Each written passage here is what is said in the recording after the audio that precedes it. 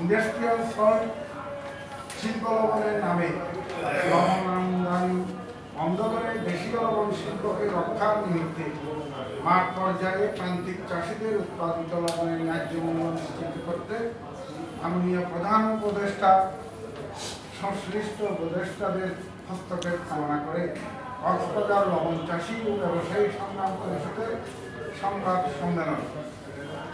সম্মানিত electronics media ও print মিডিয়ার সাংবাদিক ভাইরা, আসসালামু আলাইকুম।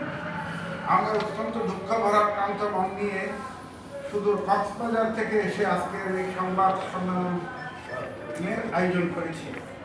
আপনারা জাতির বিবেক, তাই আপনাদের মাধ্যমে অন্তর্বর্তীকালীন সরকারের মাননীয় প্রধান উপদেষ্টা সংশ্লিষ্ট উপদেষ্টাগণের দৃষ্টি আকর্ষণ করে আজকের এই সংবাদ সম্মেলন।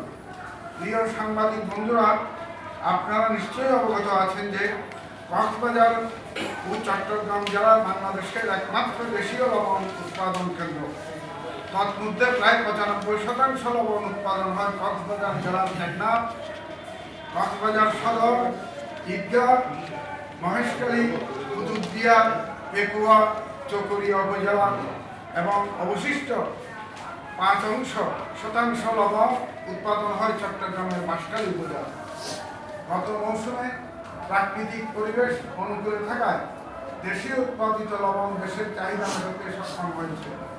বিসিক এর তথ্য মতে গত অর্থবছরে উৎপাদিত লবণ চাহিদা মিটিয়ে বর্তমানে আরও 2,22,000 মেট্রিক টন, যেটি 14/1/2000 ইংরেজি তারিখ পর্যন্ত মজুত আছে। চলতি মৌসুমে প্রাকৃতিক পরিবেশ অনুকূলে থাকায় লবণ উৎপাদন প্রক্রিয়া ভালোভাবেই চলছে। প্রায় 65,000 একর জমিতে লবণ উৎপাদন হয়, যা ক্রমান্বয়ে আরও বৃদ্ধি পাচ্ছে। দেশীয় লবণ শিল্পের সাথে প্রায় 65,000 চাষি সক্রিয়ভাবে জড়িত। লবণ ব্যবসা করে কক্সবাজারের 60% মানুষ জীবিকা নির্বাহ করে। প্রিয় সাংবাদিক বন্ধুরা, আপনারা জেনে আনন্দিত হবেন, বিসিকের তথ্য মতে 2022-2023 মৌসুমে দেশের লবণ উৎপাদনের গত 62 বছরের রেকর্ড ভঙ্গ করে লবণ উৎপাদন হয়েছিল 22,32,890 মেট্রিক টন। 2023-2024 মৌসুমে 63 বছরের রেকর্ড ভঙ্গ করে 24,36,890 মেট্রিক টন লবণ উৎপাদন হয়েছে।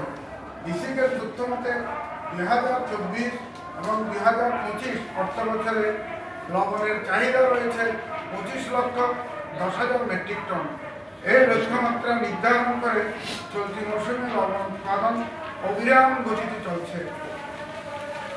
প্রিয় সাংবাদিক বন্ধুরা, আপনাদের সবিনয় দৃষ্টি আকর্ষণ করছি যে এই মুহূর্তে আমরা লবণ চাষি ও ব্যবসায়ীরা খুবই উদ্বিগ্ন অবস্থায় দিন কাটাচ্ছি।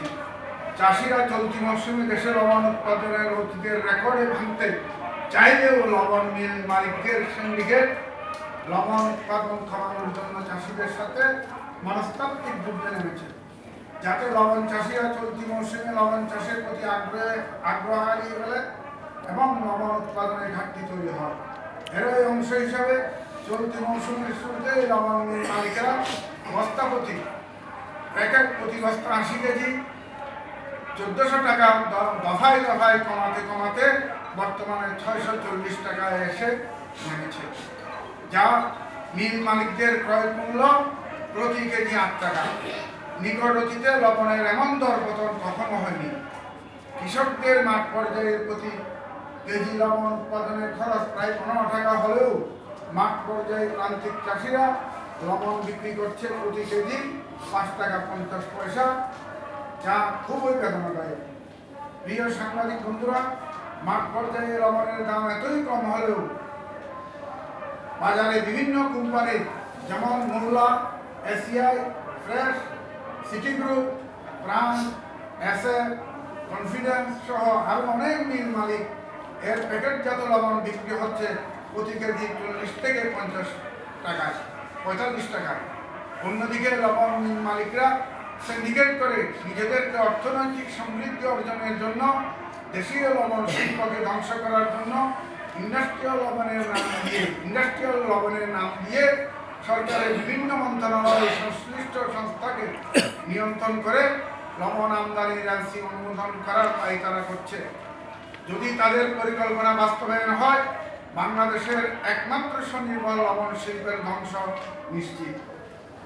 সম্মানিত জাতির বিবেক বন্ধুগণ, মিল মালিক সিন্ডিকেট দেশীয় লবণ শিল্পকে বাঁচাতে চায় না, ফলে এই চক্রান্তের শিকার হয়ে লবণ চাষ থেকে প্রকৃত লবণ চাষিরা নিজেদেরকে ধীরে ধীরে সরিয়ে নিচ্ছে, যার ফলশ্রুতিতে সাধারণ মানুষকেও উচ্চ মূল্যে লবণ ক্রয় করে খেতে হচ্ছে। আমরা এই দুঃসময়ে আপনাদের মাধ্যমে মাননীয় প্রধান উপদেষ্টা, অন্যান্য উপদেষ্টা ও সংশ্লিষ্ট মন্ত্রণালয় সহ সরকারের উচ্চ পর্যায়ে জানাতে চাই যে লবণ নীতি অনুসরণ করে দেশীয় লবণ শিল্পকে ধ্বংসের হাত থেকে রক্ষা ও সংশ্লিষ্ট জনগণের জীবন জীবিকা রক্ষার জন্য আকুল আবেদন জানাচ্ছি। এমতাবস্থায় সাংবাদিক বন্ধুদের সুনিপুণ লেখনের মাধ্যমে অসাধু সিন্ডিকেটদের দেশ বিরোধী চক্রান্ত ও ষড়যন্ত্র উঠে দিয়ে কক্সবাজার জেলার অন্যতম প্রাকৃতিক শিল্পকে রক্ষা করে প্রায় 25 লক্ষ জনগোষ্ঠীর অর্থনৈতিক চালিকা শক্তিকে উত্তর সচল রাখতে দ্রুততম সময়ে প্রয়োজনীয় পদক্ষেপ নিতে মাননীয় প্রধান উপদেষ্টার দৃষ্টি আকর্ষণের জন্য সবিনয় অনুরোধ জানাচ্ছি। ধন্যবাদ সাংবাদিক বন্ধুরা। আসসালামু আলাইকুম।